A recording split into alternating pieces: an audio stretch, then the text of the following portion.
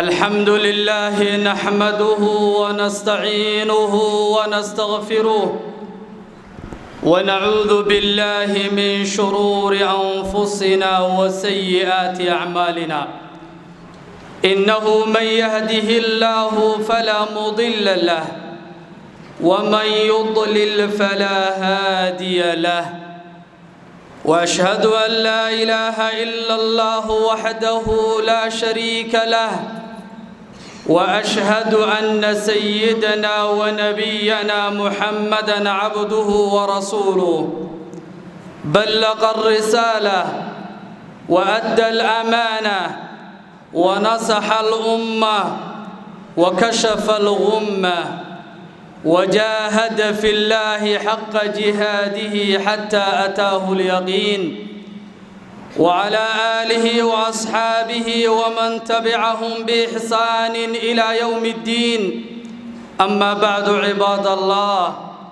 أوصيكم ونفسي بتقوى الله تعالى فقد قال الله تعالى في كتابه العزيز يا أيها الذين آمنوا اتقوا الله وقولوا قولا سديدا يصلح لكم أعمالكم ويغفر لكم ذنوبكم ومن يطع الله ورسوله فقد فاز فوزا عظيما وقال تعالى يا أيها الذين آمنوا اتقوا الله حق تقاته ولا تموتن إلا وأنتم مسلمون عباد الله ولا ليال وحمات بإذن الله تعالى خطبة وأيقص بسنتهاي علامات قيام الساعة علاماتك شريعة الإسلام كوينو تلمانتي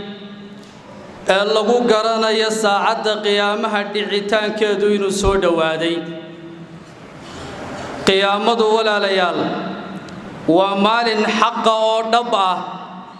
oo mu'min kasta loo baahan yahay inuu rumaysnaado isla markaana aanu shaki ku jirin maalinkaasi inuu iman doono waa maalin ilaahay subxaanahu wa tacaala qadarkiisu uu ku tegay inuu keeni doono dadkana si kadisa ah uu maalinkaasi u qabsan doono laakiin ilaahay naxariistiisa waxa ka mid ah addoomaha uu naxariistay calaamaad lagu garanayo oo maalinka lagaga sii diyaar garoobi karo ayaa ilaahay subxaanahu wa tacaala iyo rasuulkiisuba ay noo sheegeen oo ay noo cadeeyeen calaamaadkaasi waa laba qaybood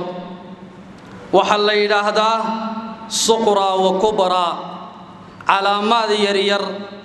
iyo calaamaad waaweyn labadaas ay u qaybsamaan oo saacada qiyaamaha calaamaadka qaar waxay tilmaamayaan وحوغي إني مركاسي كهرسان تاهي علامات كقارو كو ووينينا وحي تلماميان ساعد قيامه إني كبابيغا إن سارتو الدنيا دو أي رقمان دونتو بابي دونتو هادبا وحي علماء تلمامان محوية هاي فرقيغا ودحايا علامتها ووين ساعد قيامه أي لا دهي إيا علامتها يرير saacada qiyaamaha lagu garanayo inay soo dhawaatay waxay tilmaamayaan culimadu calaamadaha waaweyn waxay leeyihiin ta'thiir kabiir wayashcuru biha jamiicu nnaas waxay leeyihiin saameyn aad u weyn qof walibana bartiisa ayuu ku dareemi doonaa calaamaadka saacada qiyaamaha ee waaweyn halka calaamaadka yaryar aanu dadku wada dareemaynin oo laga yaabo calaamaadka calaamad ka mid inay dalalka qaar ka dhacdo laakiin qaar aanay ka dhicin waxa laga yaabaa dadka qaar inay dareemaan laakiin dadka qaar aanay dareemin macna calaamaadka yaryar ma aha qof aad u xeel dheer oo fikirkiisu aad u shaqeynaya mooyaane shay bulshadu ay wada dareemaysa maaha calaamaadka yaryar saacada qiyaamaha ayaynu maanta ka hadli doonaa biidinillaahi tacaala kuwa waynu dib baynu dhigi doonaa haddaba calaamaadka alcalaamaatu suqra la yidhaahdo waxaa ka mid ah ما وقع في عهد النبي صلى الله عليه وسلم وبعده ومنها ما لم يقع بعد وحكمد علامات دعي حلق النبي عليه الصلاة والسلام وحكمد علامات دعي وقت النبي كذب إيا إلى أيام مالك ما أنت إنو تشوقنا دعيا وحكمد علامات ولي آني رقارين أو صوصعدا علامات كوبات حلق النبي دعي صلوات ربي وسلامه عليه وحويان صوصارتانكي نبينا إلهي سبحانه وتعالى وصوصاري أودري الرسول كدغي على مديوه الرئيس أيابي حيد رسولك صلى الله عليه وسلم وحولي بعثت أنا والساعة كهاتين وحول النبي صلوات ربي وسلامه عليه أنيق والله يصدر ساعة قيامها أنك سيدا يسكو أبو رسولك صلى الله عليه وسلم سيدا لبدا فرض أي يسكو يهين أيان يسكو نهي حديث كامرك علماء أي شرح أيان وحي ليهين لبدا فرض فرطا دحه iyo farta loo yaqaan murdisadu way isku dhagsan yihiin oo waxba uma dhaxeeyaan sidaas saacada qiyaamaha iyo nabiga soo diritaankiisa la soo diray ay isugu dhow yihiinba culimada qaarna waxay leeyihiin maye waxa loo jeeda xadiisku uu yahay labada farood inta ay isdheer yihiin ayay nabiga iyo saacada qiyaamuhu soo kala horeeyeen oo farta fardhaxada loo yaqaana murdisada way ka yara dheer tahay xagga dhararka haddaba inta ay ka dheer tahay ayuun baabu nabigu ka soo horeeyay saacada qiyaamada dhicitaankeedii waxa kamida walaalayaal calaamaadka yaryar ee saacada qiyaamaha lagu garanayo soo dhawaanshiyaheeda qabdul ilmi bimawti ahli wa kathratul fitan wa kathratu zina wa kathratu shurbil khamri hakamida in ilmigu uu yaraado aqoontii diinta rasmiga ahayd inay yaraato oo bulshada qof waliba caalim isu qaato isagoo laga yaabo qaabka istijada la isaga maydhay loo daahirsaday isagoo garanaynin in masaa'il waaweyn oo diinta kamida faraha uu la galo qof waliba caalim buu noqonayaa maxaa markaa yaraanaya cilmigii wuu buuxaa sidee buu ku yaraanayaa dadkii aqoonta u lahaa culimadii rasmiga ahayd ahaa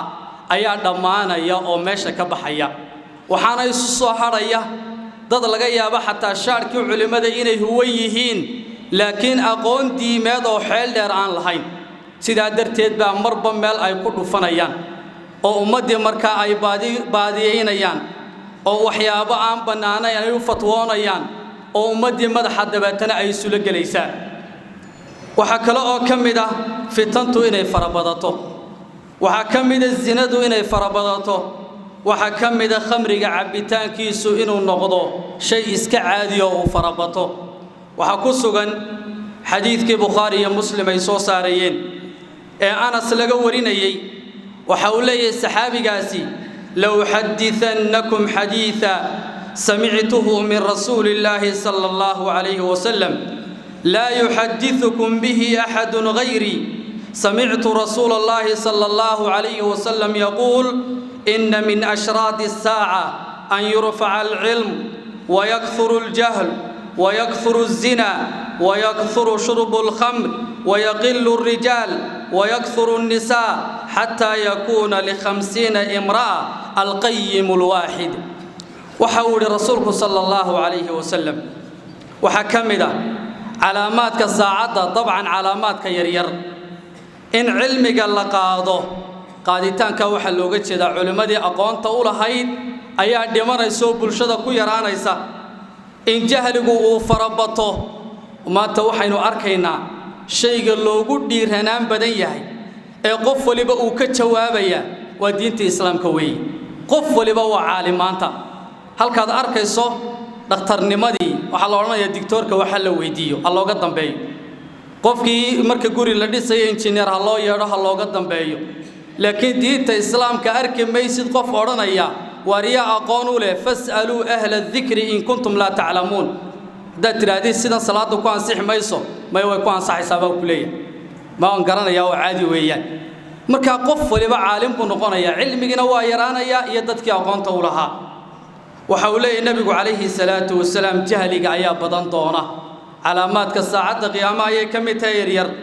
وحول رسولك وحبضان دون الزنا oo xumaanta zinada loo yaqaana waxay noqon doontaa mid farabadata bulshada dhexdeedii ilaa mararka qaar cadaan ba isaga soo baxdaba waxa badan doona buuri nabigu kaleeyhi salaatu wasalaam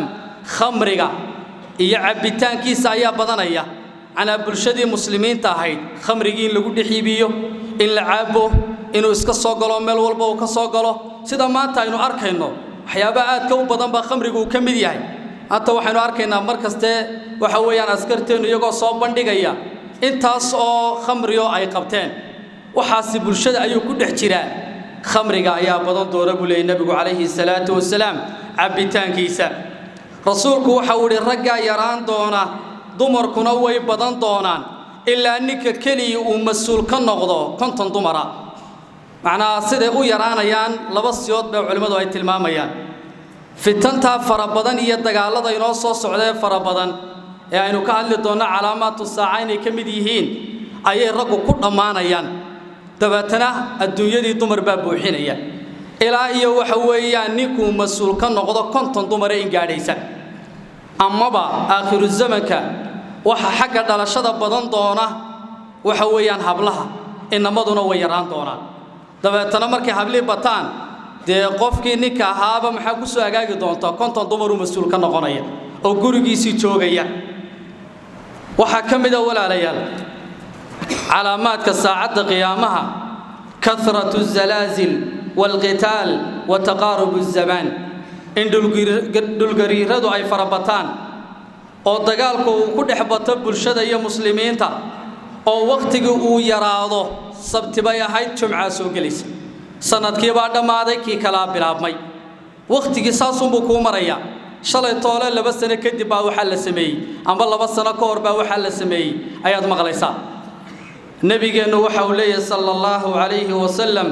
la taqumu as-sa'a hatta yuqbadu al-ilm wa yakthuru az-zalazil wa yataqarab az-zaman wa tadhhar al-fitan wa takthura al-harj wa hawli rasuulku sallallahu alayhi wa sallam saacada qiyaamuhu istaagi mayso oo ma dhacayso ilaa iyo cilmiga la qaado culimadu ay dhintaan ilaa iyo dhulgariiradu ay farabataan waynu arkaynaa marka yar joognaba meel heblaaya ay dhulgariir ka qarxay ayaad maqlaysaa ilaa iyo waqtigu uu isu dhawaado oo macnaha waqtiga uu yaraado usbuuci baa laga yaabaa maali kaliya inay ku soo ururto bishii baa laga yaabaa inay usbuuc ku soo ururto sanadkii baa bil iskaga soo ururaya inakuba taa waynu arkaynaa maanta qof waliba uu mashquulsan yahay wax dadka mashquuliye garan maysid qof waliba wuxuu ku leeyahay jaanis malihi oo mashquulka ayaa ugu badan waqtigii sabti baa bilaabmayso jumca soo galaya bil baa dhamaanayso bil kala soo galaysa sanad baa dhamaanayo mid hore ayaa tagay daqiiqadu waa buu istul saaran yahayba waa sidii nabigeenu uu tilmaamay sallallahu alayhi wa sallam wa saacadka qiyaamaha ayuu ka mid yahay ilaa fitantu banaanka ay u soo baxdo saacada qiyaamu dhici mayso ilaa iyo dilku uu farabato ayuu leeyahay nabigu kaleeyhi salaatu wasalaam oo macna ummadu ay islayso iyagoon garanaynin talow kan maxaad ku dishay kii dilay aanu garanaynin kii la dilayna aanu garanaynin talow maxaa lagu dilay maxaad difaacaysay maxaad ku dhimatay ma garanayaa dila weydiiyo kana hadii la yiraahdo maxaad ku dishay ma garanayo macna waxay isku dileen baa iska ah waxaanay ka sheekeen kareenin oo bilaa macniya ay isku laayeen dadkaasi waxa kamid ah walaalayaal saacada qiyaama calaamaadkeeda yar yar عقوق الوالدين لبدا والد إن والد إنكار لغو نقضه وقفك حق والدك وضيعه وعاصي ونقضه ولدك وحي كمتي علامات كالساعة قيامة ما تنتسوي بحدا حديث كده راوح قصغا ملك الجبريل نبي قوي من السؤال وكويديني فأخبرني عن الساعة نبي الله ساعة قيامه حلق عيد عيسى يقورن كورما أيد عيسى رسولك وحول ما المسؤول عنها بأعلم من السائل أديكو يويدين يو جبريل إيا أنيكو رسول الله محمد كامؤغي سيدا أنا أديكو قرنينين إلهي وقريا أنا وقرن مايو وحول بل هدب وحد يقورنتا عن أماراتها بل علامتها لغو قرني هدب بين سوء دواتي بل هو إيش بقول النبي عليه الصلاة والسلام ملك الجبريل رسولكم محاول صلى الله عليه وسلم أن تلد الأم ربتها وأن ترى الحفاة العراة العالة رعاء الشاء يتطاولون في البنيان. وحول النبي عليه الصلاة والسلام لبع على مضض مهمة بالشاقي ومركا وحويان عيد الشاء الضونتو كي كسر رئيسي أمبا تي كسر رئيسي أمبا كي كسر رئيسي ومحلو قتشيدا ومركا ilmuhu waalidkii uu la dhaqmo sidii qof adoon oo kale hooyadii aabihi sanka u taago wax ku dhufto caayo maqli waayo ilaa aynu maqlayna maanta qaar waalidkood badilayday oo waxa weeyaan loo qisaasayay oo waalidkood adduunyada dhaafiyay ilaa maanta ay dhacday waqtigan aynu marayno marka waa marka caruurtii waalidkood ay ku dhaga adkaadaan saacada qiyaamo way soo dhowdahay تفاصيل كلنا حديث كاسوا وليهاي وحول النبي عليه الصلاة والسلام على مد اللبادة والشاقي ومركا ضدكي كبالها قاقا ونايا عورضا وحيكو أسطران أنا هيسن أري راعاها آد أركتيد يقو طبقية للصنايا أنا محيكا ديغانتاي ضدكي فقراء داها ومركا يسوب دلان تجار لكي ميقا أريقا إسكا راعي جري كبيهي سوء إسكا هوسيين كغوغونايين كبابا aan haysanin isla markaana awrada wuxuu ku astro maryaana wax badan aan haysanin maalinta adduunyo ay u baratamaane fooqiyo dhisma ay guda galaan ee fuqaradii tujaar ay isu bedesho saacada calaamaha qiyaamaha ay kamid tahay nabigu kaleeyhi salaatu wasalaam xaqiiqatan taasina waa jirta dad badan oo fuqaraad marka miigi loo baxo wadooyinka marka baxaan adiyar iska raacan jiray oo dhulkoodii dabatana ilaahay masna uga dhigay oo fooqaq badan magaalada ka dhismeeyay jirin marka horena waxba isla haynin oo qadayd iyo quraacdu aanay isu gaari jirin saacada qiyaamo wayna dul saaran tahay xaqiiqatan markaynu eegayno marka inay fuqaradii tujaar isu bedesho ayaa nabigu leeyahay sallallahu alayhi wasallam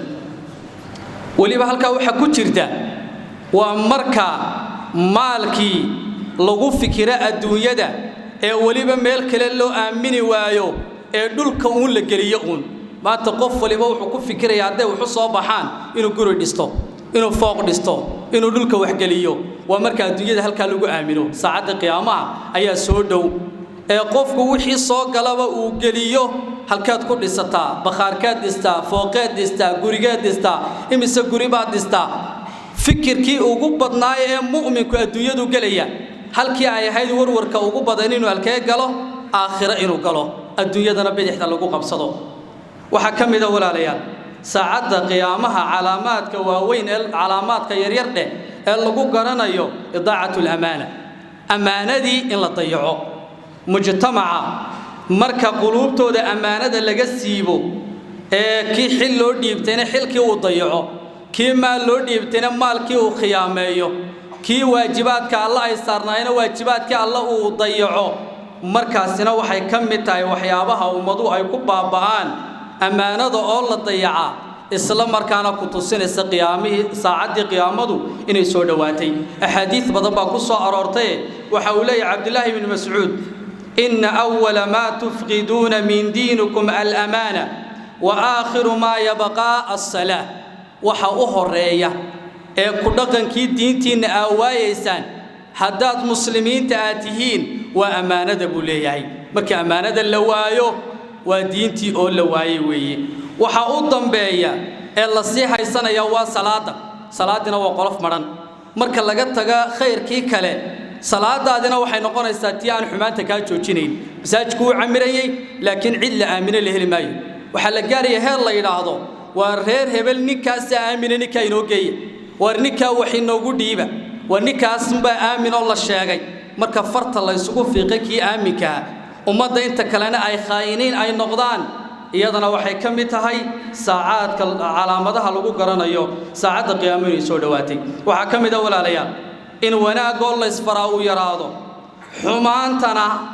fidideeda iyo bulshada ku dhex faafitaankeedu uu bato marka munkarka la iska qaban waayo ee munkarkii uu faafo wanaaga isfaritaankiisina uu yaraado waxay ka dhigan tahay waxay nagu soo durugtay oo inoo soo dhawaatay saacada qiyaamaha waxa uu leeyahay nabigu kaleeyhi salaatu wasalaam saacada qiyaamuhu ma dhacayso ilaa xumaantu banaanka ay u soo baxdo oo qaraabada la gooyo oo jaarka lagu xumaado oo khaayinka la aamino oo qofkii aaminka ahaa khaayin lagu tilmaamo oo la yidhaahdo waa khaayinkaasi saacadda qiyaamo dhici maysa buu leeyahay nabigu calayhi salaatu wasalaam waxaan ku gabagabaynaynaa calaamaadku way badan yihiin intishaaru riba bayna almuslimiin xakamida saacadka qiyaamaha calaamaadka yaryar ee qiyaamada lagu garanayo dhicitaankeedu inuu soo dhawaaday in muslimiinta ribadu ay ku dhex faafto taasina maanta way badan tahay amba ribeelada ha noqoto amba ribal fadli ha noqoto amba waxa weeyaan ribooyinka noocyadeedii ha noqotee ribadina maanta waxa weeyaan way ku badan tahay muslimiintii xaqiiqatan marka la eego waxa uu leeyahay nabigu calayhi salaatu wasalaam xadiidkii abi hurayra rasuulka uu ka warinayay waxa uu yiri abi hurayra rasuulku sallallahu alayhi wasallam la ya'tiyanna 'ala an-nasi zaman la yabqa minhum ahad illa akilu ar-riba faman lam ya'kul asabahu min ghubari waxa uu yiri nabigu calayhi salaatu wasalaam dhaar baa ku jirta xadiidka rasuulku uu dhaaranaya wallahi baan ku dhaartay waxaad soo mari doonaba rasuulku uu dadka waqti aan la helaynin mid riba cuna mooyana mid kale aan la helaynin bulshadiiba waxay noqonaysaa riba cun oo markuu kii ganacsiga ugu jiray ribadii uu bilaabo de ribadii halka ka soo bilaabantay bulshadii oo dhan bay saameynaysaa ganacsadii markuu ribadii sameeyo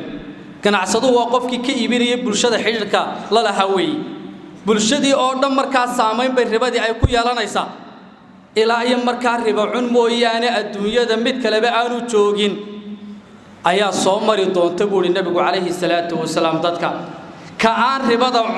cunina boorkeeda soo gaari doona buu leeyahay nabigu calayhi salaatu wasalaam ana mid riba cun baad la sheekaysanaysaa waad la fadhiisanaysaa isagii baa laga yaabaa inaad la dhaqantood wax la cunto boorkii ribadu markaa waa ku soo gaaraya ilaahay subxaanahu wa tacaala tawfiiqda hayna waafajiyo ilaahay subxaanahu wa tacaala adduunyada iyo dhibkeeda allah inaga kaafiyo rabbi subxaanahu wa tacaala aakhiro iyo wanaageeda allah ina waafajiyo aqulu qawli hada واستغفر الله لي ولكم واستغفروه انه هو الغفور الرحيم الحمد لله رب العالمين والعاقبة للمتقين ولا عدوان الا على الظالمين واشهد ان لا اله الا الله وحده لا شريك له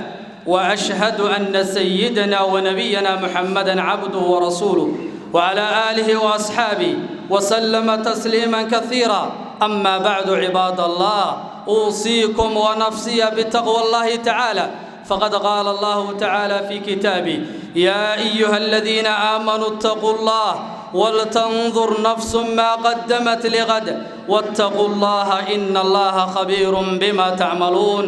ثم صلوا وسلموا على من زاده الله شرفا وتعظيما كما أمرنا الله تعالى بقوله جل وعلا إن الله وملائكته يصلون على النبي يا أيها الذين آمنوا صلوا عليه وسلموا تسليما اللهم صل على محمد وعلى آل محمد وبارك على محمد وعلى آل محمد كما باركت على إبراهيم وعلى آل إبراهيم في العالمين إنك حميد مجيد اللهم اغفر للمؤمنين والمؤمنات والمسلمين والمسلمات الأحياء منهم والأموات ارحمنا برحمتك يا أرحم الراحمين ربنا آتنا في الدنيا حسنة وفي الآخرة حسنة وقنا عذاب النار اللهم ول أمورنا خيارنا ولا تول أمورنا شرارنا وارفع مقتك وغضبك عنا يا أرحم الراحمين اللهم ول أمورنا خيارنا ولا تول أمورنا شرارنا وارفع مقتك وغضبك عنا يا أرحم الراحمين عباد الله إن الله يأمر بالعدل والإحسان وإيتاء ذي القربى وينهى عن الفحشاء والمنكر والبغي يعظكم لعلكم تذكرون فاذكروا الله العظيم يذكركم وعلى نعم يزيدكم ولذكر الله أكبر والله يعلم ما تصنعون وأقم الصلاة